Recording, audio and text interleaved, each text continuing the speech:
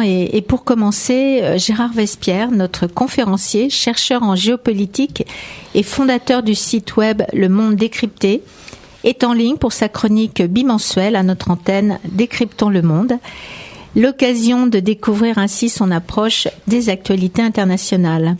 Bonjour Gérard, merci d'être au rendez-vous. Bonjour Jacqueline.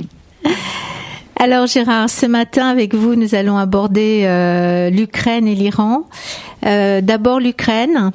Depuis quelques jours, l'info est en boucle sur tous les médias, à savoir la livraison par les alliés de l'Ukraine de chars d'assaut à ce pays. Que faut-il penser de cette valse hésitation depuis plusieurs semaines entre les États-Unis, l'Allemagne et les autres pays européens? Excellente question. Y a-t-il d'ailleurs valse hésitation ou bien y a-t-il plutôt une savante planification? Parce que qui est à l'œuvre? Eh bien, les organisations qui sont à l'œuvre du côté des alliés de l'Ukraine, c'est le groupe justement d'aide à l'Ukraine, 50 pays. Et pour organiser 50 pays et leur contribution militaire, il faut une planification rigoureuse. Deuxièmement, qui est à la tête de ce groupe? Les États-Unis et donc le Pentagone, qui est la plus grande puissance, organisation planificatrice du monde. Et du côté européen, quelle est l'organisation qui nous fédère?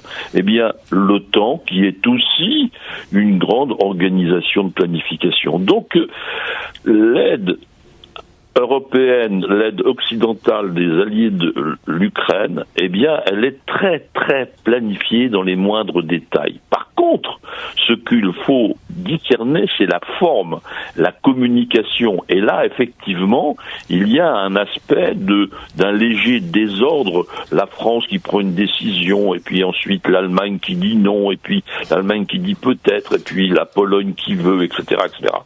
Et cela, c'est une grande habileté de mon point de vue, de façon à éviter de donner à Moscou l'idée d'un front et l'image d'un front uni, militarisé, contre la Russie.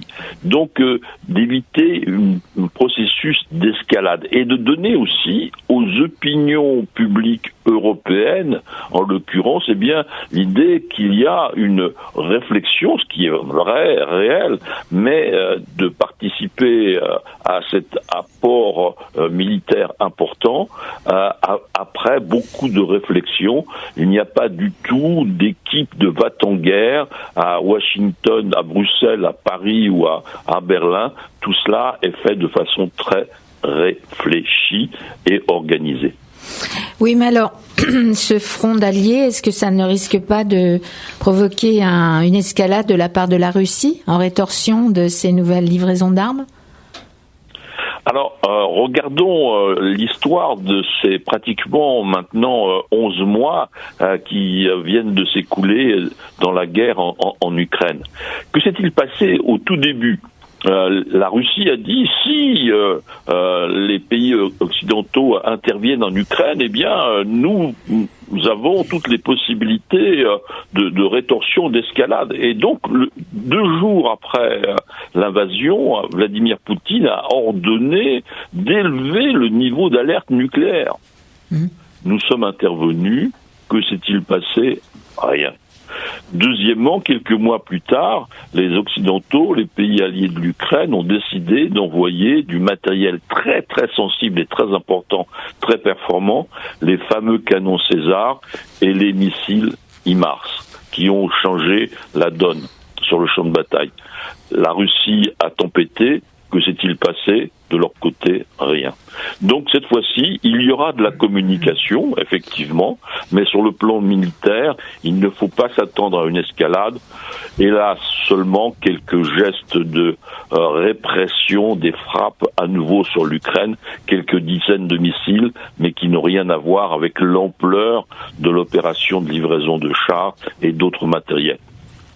Et alors, côté Ukraine, ces centaines de chars livrés à l'Ukraine, donc dans les prochains mois, peuvent-ils donner un nouveau visage au conflit? Peuvent-ils donner un avantage décisif à l'Ukraine face à la Russie?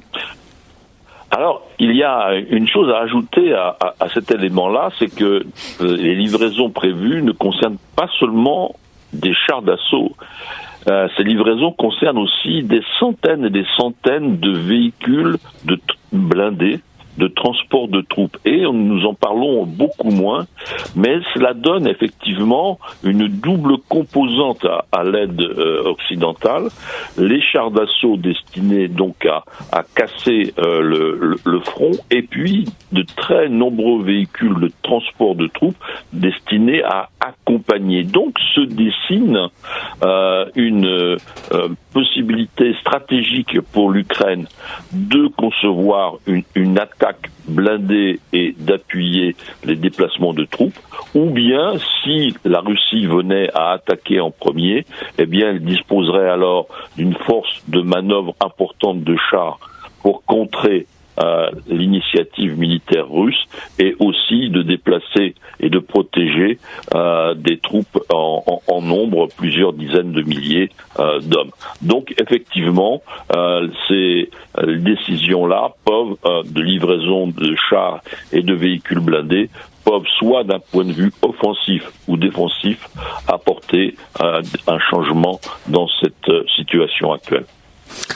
Merci Gérard pour cette analyse du conflit russo-ukrainien. Avant juste de nous quitter, je crois que vous avez une annonce à nous faire à propos d'un livre qui va sortir, Gérard.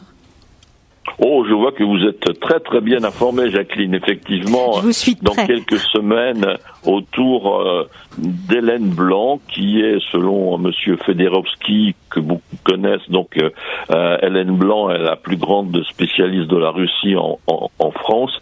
Eh bien, j'ai l'honneur de participer à un chapitre de son livre qui va sortir à la fin du mois de février. Goodbye Poutine, avec une dizaine d'autres signatures, donc de spécialistes des questions russes et de stratégie militaire.